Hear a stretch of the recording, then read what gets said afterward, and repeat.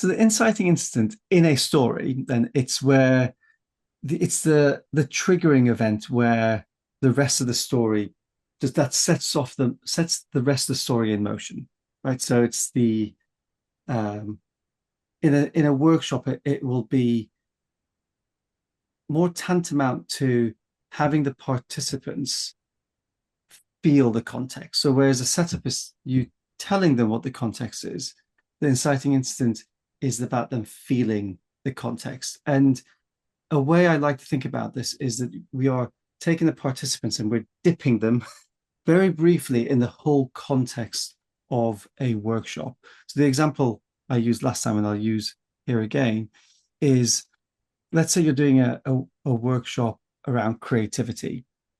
So an inciting incident might be doing a quick activity where you get people to draw as many circles with unique things in the middle in 1 minute.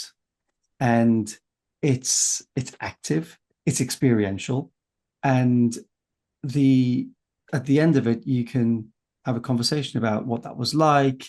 And really, depending on what you're going to cover for the rest of the workshop, start to draw out some of the key learning points that you ultimately want people to capture as you go along.